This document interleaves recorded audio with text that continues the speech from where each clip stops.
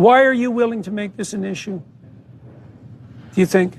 I mean, well, it's sort of like the natalist issue. It happened to one of my older boys.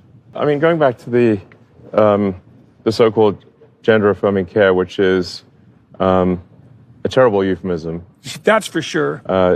It's really a child sterilization. Right. It's evil. Literally I think can't it's evil. imagine anything worse than that. Yes, it's evil. This is the worst medical and psychological malpractice I've ever seen anywhere, including what I've done, what I've studied in reference to historical atrocity. Eugenics, what do you call those? Prefrontal lobotomy, even the sorts of things that were going on in Nazi Germany. At least the bloody Nazis knew it was wrong and tried to hide it. Yes. I mean, you're taking kids who are obviously often far below the age of consent. Yep. Confused, miserable. Yes. The reality is that almost every child goes through some kind of identity crisis. It's part of puberty. Exactly. It's just part of growing up. So it's very possible for adults to manipulate children who are having a natural identity crisis into believing that they are the wrong gender. Yeah.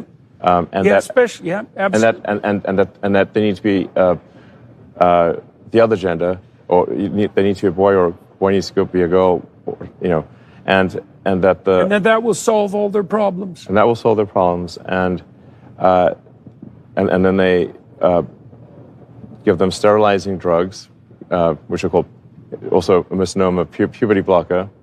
These are sterilization drugs, so they can never have children again. Yeah. They can have double mastectomies, the mutilation. They have their forearms stripped to build non-functioning penises. Yeah. It's macabre. I mean, we have an age of consent for a reason. There are ages at which you can do things, because if we allow children to take permanent actions when they're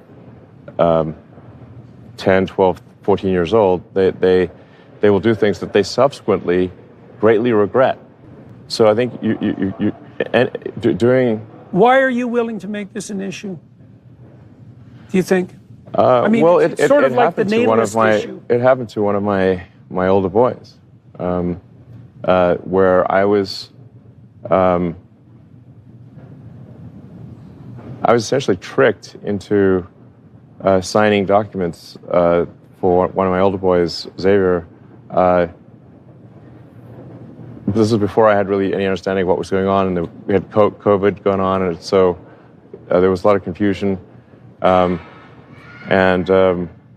was told, Xavier might commit suicide if. No reliable clinician ever believed that. There was never any evidence for that. I see. So you're telling parents that unless they agree to this radical transformation, that their children are going to die, and you think that's moral, and you think that's true.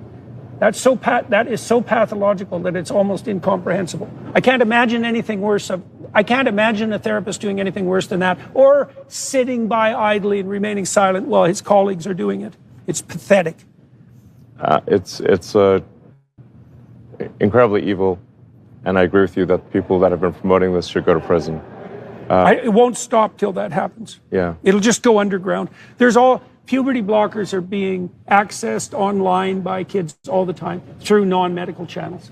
So, yeah, right. It's not going to stop. Yeah. Okay, so I see. So that's. So I was tricked into doing this, it wasn't explained to me that puberty blockers are actually just sterilization drugs.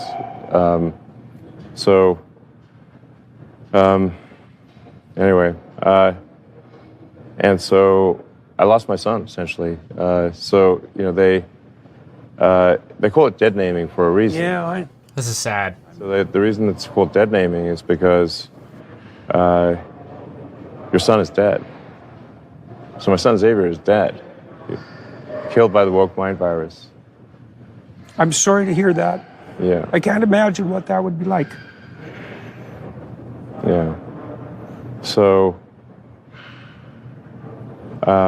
Yeah, and there's lots of people in that situation now. Right. It's not pretty, and lots of demolished kids. Yes. Yeah, well, So- that's a good reason to be the final straw. All right, so let's. So I vowed to destroy the woke mind virus after that. And we're making some progress. Join the club. Yeah.